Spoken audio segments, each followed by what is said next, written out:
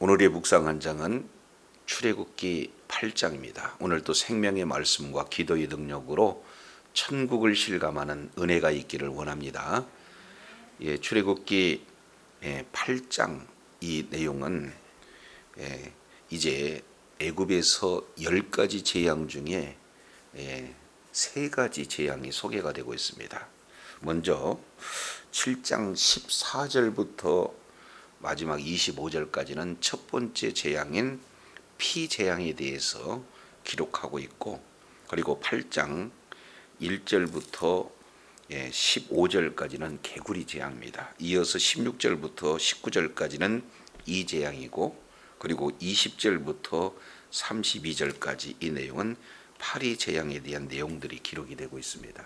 먼저 출애굽기 12장 내용을 한번 살펴보고 첫 재앙부터 살펴보는 그런 시간을 갖도록 하겠습니다. 출애굽기 12장 12절 내가 그 밤에 애굽 땅에 두루 다니며 사람과 짐승을 물어나고 애굽 나라 가운데 처음 난 것을 다 치고, 그래서 10번째 재앙, 장자 재앙을 이렇게 말씀하면서 애굽의 모든 신들을 벌하리라 나는 여호와니라. 그래서 10가지의 재앙을 통해서 우리 하나님께서는 애굽의 신들, 그들이 믿고자 하는 그런 신들은 아무것도 아니다.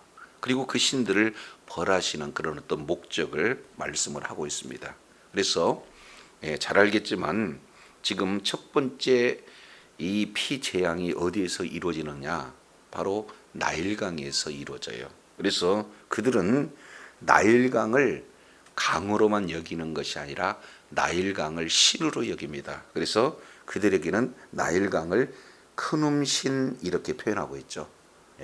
그래서 그들이 섬기는 그런 어떤 신을 피재앙을 통해서 우리 하나님께서 심판하시는 내용들을 우리가 7장 14절부터 살펴볼 수가 있습니다. 자, 이제 7장 16절 잠깐 보실까요? 하반절에 내 백성을 보내라. 그들이 광야에서 나를 섬길 것이다. 지금 이렇게 말씀을 하고 있습니다. 그러니까 우리 하나님께서 10개 재앙을 통해서 첫 번째 내용은 뭐냐? 내 백성을 보내라.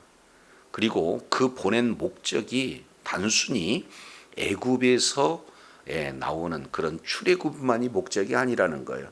그 백성을 통해서 우리 하나님께서 예배를 받으시겠다. 지금 이 분명한 목적을 바로에게 지금 말하고 있습니다. 자, 두 번째 내용은 17절에 나와 있어요. 여호와가 이같이 이르노니 내가 이로 인하여 나를 여호와인 줄 알리라.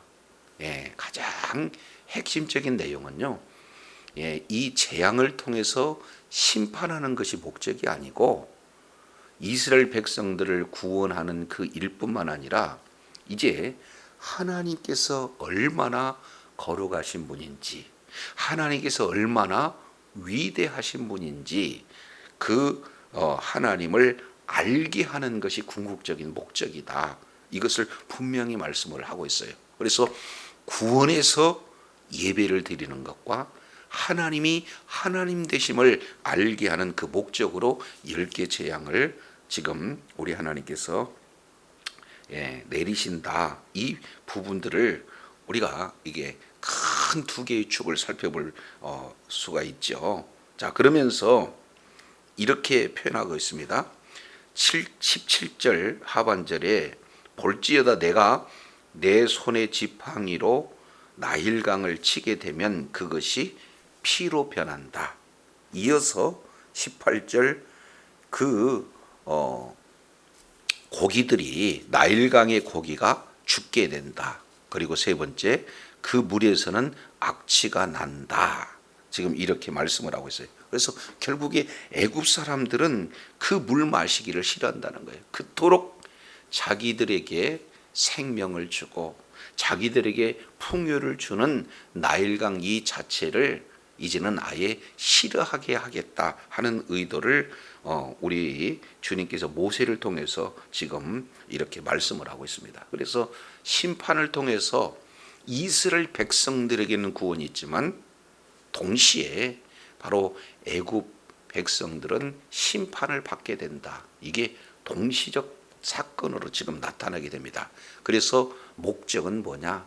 이스라엘 백성들을 구원해내서 하나님이 예배를 받으시고 동시에 이제 하나님이 되심을, 하나님이 얼마나 걸어가고 위대하신 그런 하나님인가를 알게 하는 목적이 있다는 거죠. 이것은 비단 애굽 바로 왕뿐만 아니라 애굽 백성뿐만 아니라 궁극적으로는 내 백성 이스라엘이 하나님이 누구신 게 알게 되는 그런 어떤 목적이죠.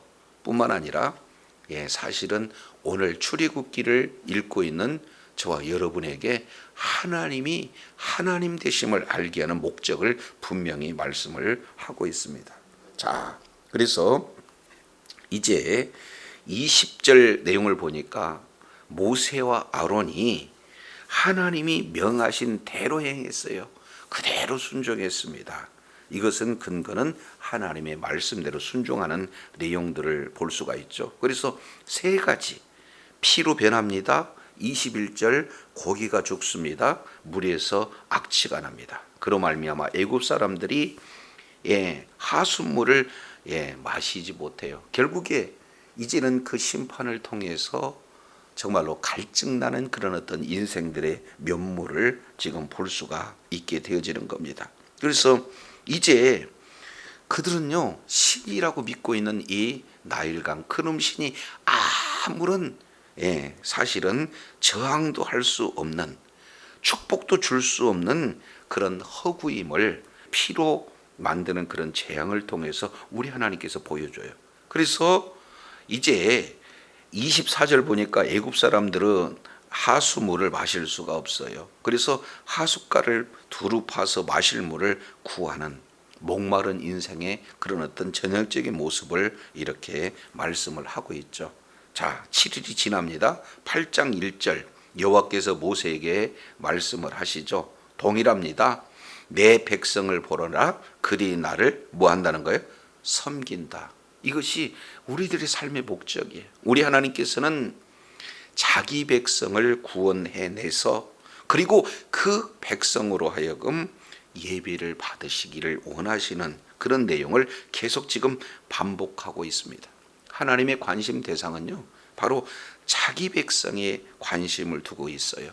그리고 그 자기 백성을 통해서 예배를 받으신다는 것을 계속 강조하고 있는 내용들을 보게 됩니다. 자, 그랬을 때 8장 3절이에요. 개구리가 이제는 나일강에서 이제 무수히 생겼다 이렇게 말씀을 하고 있어요.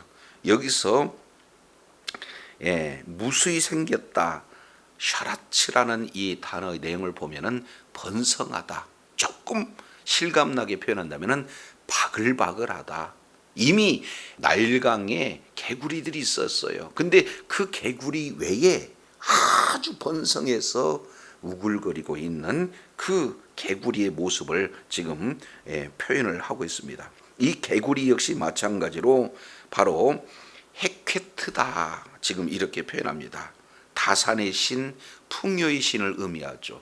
그런 개구리를 신으로 이렇게 섬기는 애굽 사람들의 허구를 우리 주님께서 지금 심판하고 계시는 거죠. 그래서 너희가 그토록 원하는 개구리 그러면은 보내주겠다는 거죠. 무수하게 생기겠다는 거예요. 그래서 그들이 올라와서 3절 한번 좀 보세요. 구체적으로 지금 표현합니다. 내 궁과 내 침실과 내 침상 위와 내 신하의 집과 내 백성과 내 화덕과 내 떡반죽 그릇에 들어갈 것이며, 그러니까 모든 삶의 곳곳 구석구석 개구리들이 이렇게 올라오게 된다. 살 수가 없는 거죠. 그런데 8장 4절 내용을 보니까 순서 잘 보세요. 개구리가 첫 번째 너와 왕이죠. 그리고 내 백성과 내 모든 신하에게 기어오르리라. 지금 이렇게 말하고 있습니다. 그냥 장소에만 있는 게 아니라 온 몸에 기어 올라오는 그 구체적인 내용을 지금 이렇게 미리 예고해 주고 있는 것을 보게 되어져요.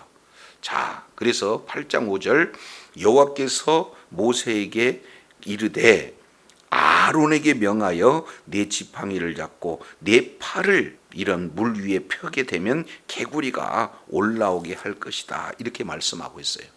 그래서 말씀대로 순종을 해요. 그랬더니 6절에 아론이 물 위에다가 팔을 펴니다. 그랬더니 개구리들이 올라와서 애굽 땅을 덮어요. 자, 그런데 두 번째 재앙도 8장 7절에 보니까 마술사들이 뭐 하고 있습니까?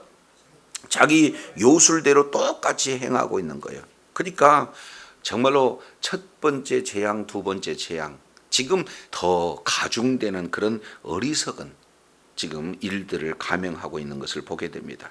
그러니까 우리 하나님께서는 어떻게든지 이 재앙을 통해서 참신이 누군지 알게 하는 그런 어떤 목적이 있고, 그리고 그 참신을 알게 되어지면 이제는 하나님 앞에 나와 예배자로 우리 하나님께서 회복시키고자 하는 의도가 있는데, 이렇게 사단이에게 쓰임받는 이들은 어떻게 됩니까? 철저하게 파괴하고 철저하게 악의 악을 더하는 그런 어떤 모습들을 그대로 지금 보여주고 있습니다. 이제 없애지 않고 더욱 악화하는 그런 어떤 내용을 지금 말씀을 하고 있죠. 그래서 두 번째 재앙 이후에 변화된 모습이, 자 8절에 이렇게 바로의 언어가 바뀌어지죠. 8절 보겠습니다.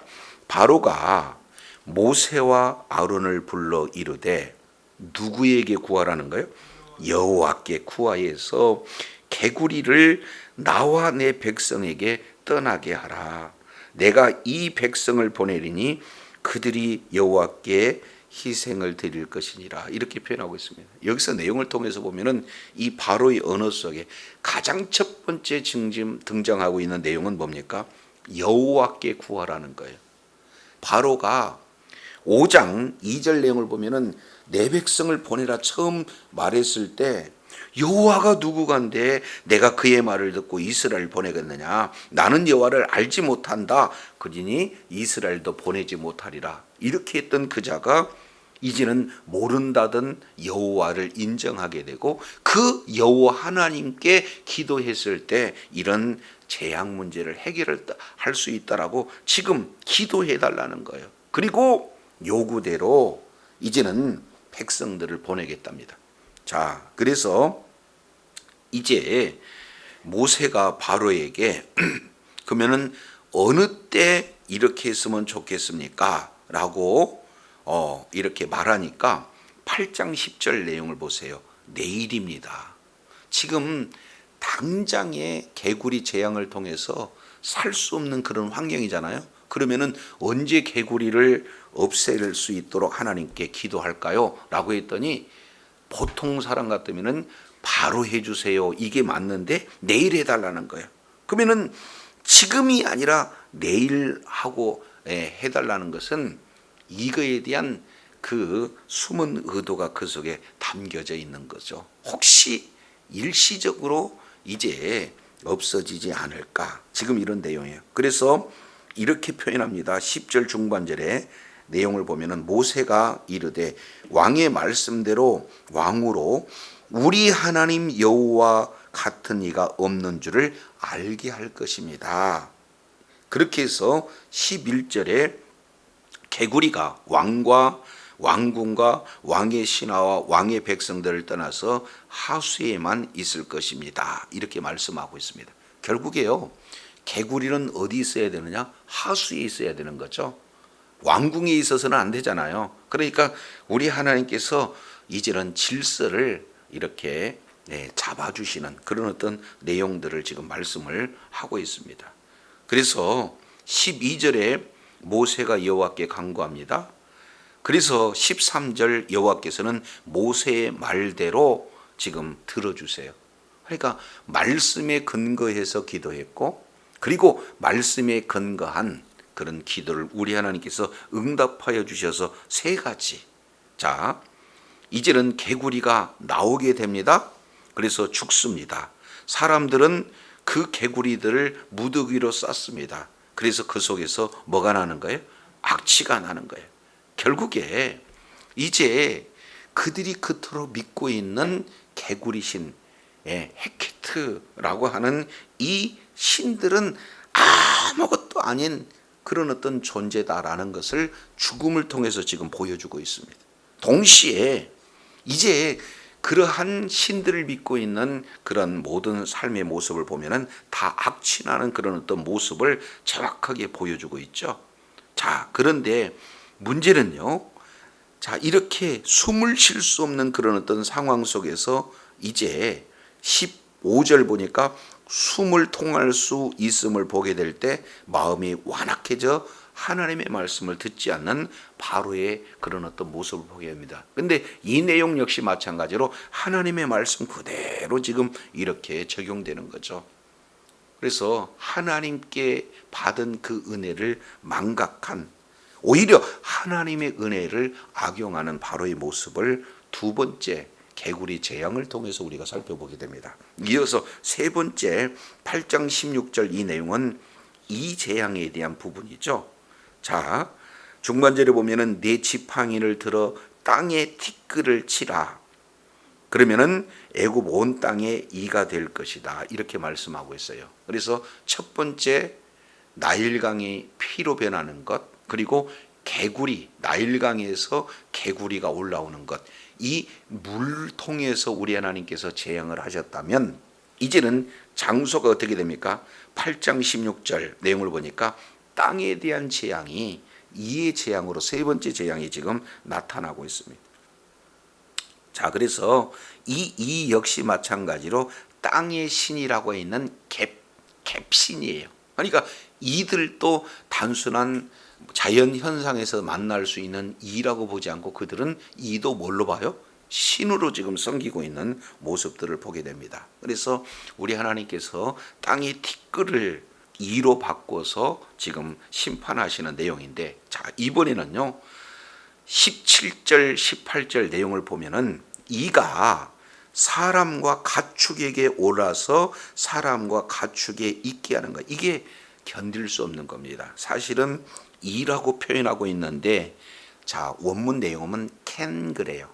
캔. 그러니까 이 이를 각닭이라고도 표현하고 악성목이라고도 표현하고 뭐 여러 가지 그 번역이 이렇게 다양합니다. 그러니까 뭔가 쏴서 견딜 수 없는 그런 고통을 주는 그런 어떤 존재, 이렇게 표현할 수가 있습니다. 자, 그런데요 18절에 요술사들도 자기 요술로 그같이 행하여 이 이를 생기게 하려 하였으나 못하였고 이가 사람과 가축에게 생긴지라, 지금 이렇게 말씀하고 있습니다. 여기서 생긴지라 이 내용은 미완료입니다. 계속 생겨나서 계속 지금 괴롭히는 그런 내용들을 말씀을 하고 있죠. 이제 더 이상 이러한 요술자들은 자기 술법으로 흉내낼 수도 없는 그런 어떤 상황이에요.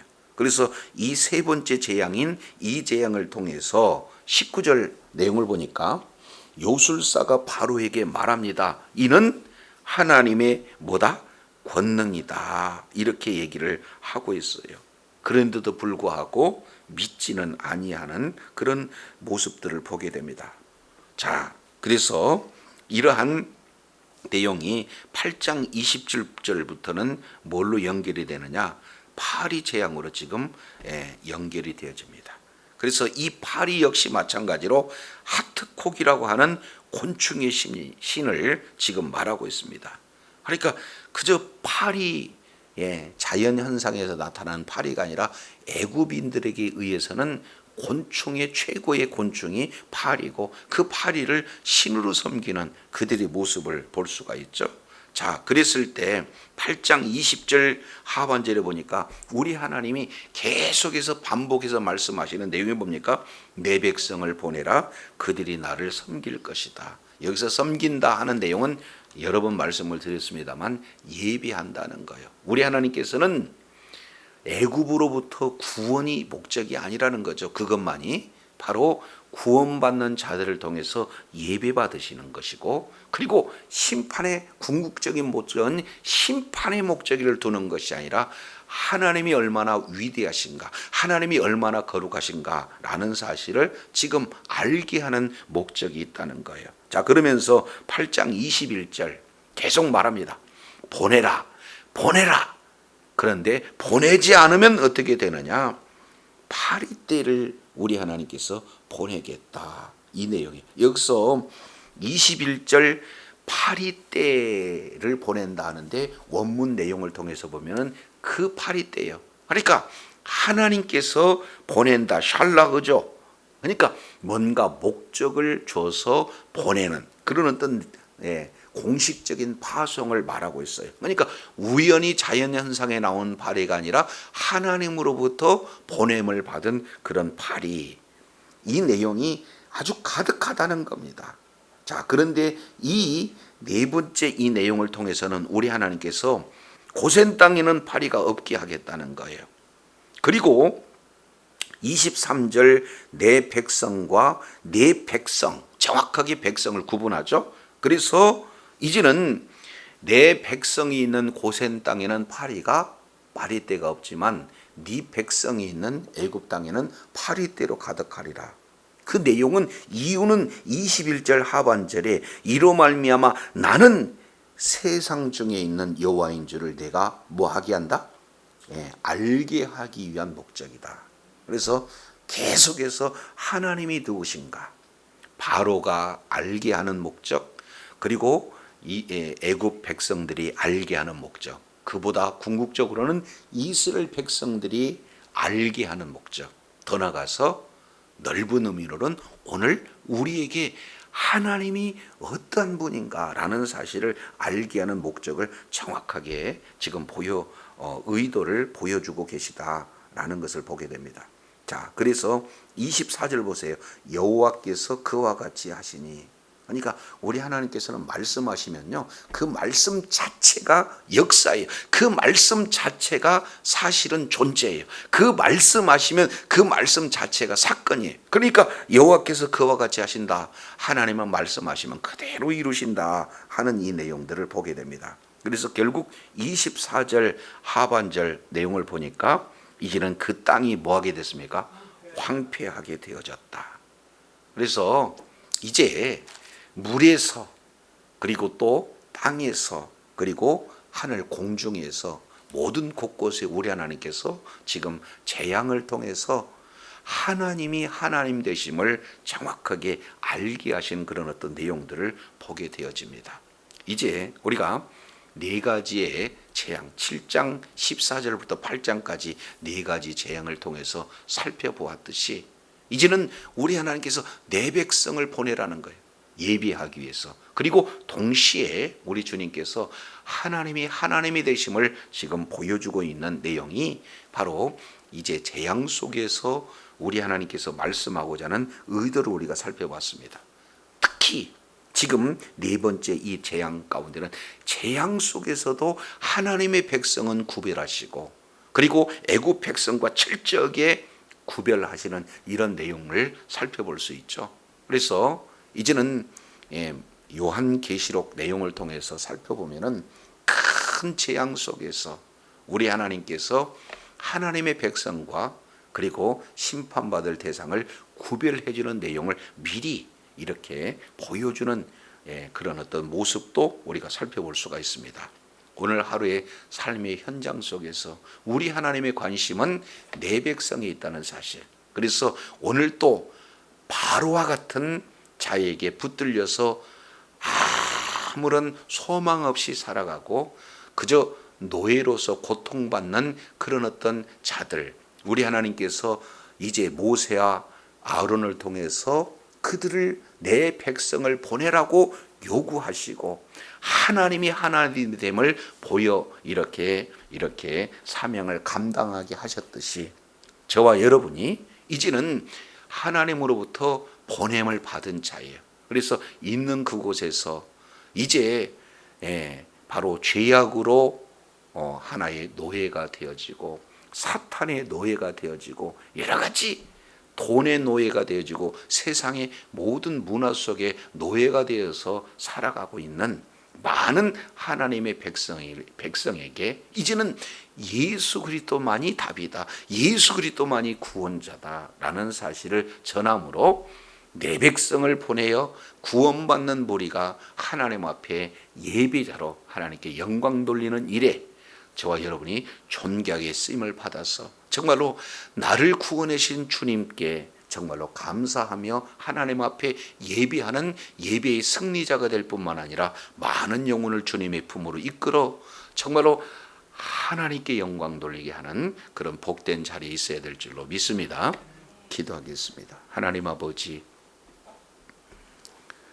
애굽의 10가지 재앙 중에 4가지, 이제는 피재앙, 그 다음에 개구리 재앙, 이재앙, 파리 재앙의 모습을 살펴보면서 우리 하나님의 관심은 하나님의 백성이 있음을 다시 한번 일깨워 주셨사온즉 아직까지도 이제 바로의 종이 되어서 고난 고통 속에 있는 그들을 외면치 아니하시고 우리 하나님께서 지극히 사랑하여 주셔서 이제는 재앙이라는 그런 방법을 통해서 이끌어내신 그들을 통해서 우리 주님이 예배를 받아주시고, 그리고 이러한 재앙을 통해서 구원하는 일을 통해서 애굽 사람들은 심판하고 그리고 이스라엘 백성들은 구원하지만 그 속에서도 궁극적인 목적이 심판이 아닌 회복이 있음을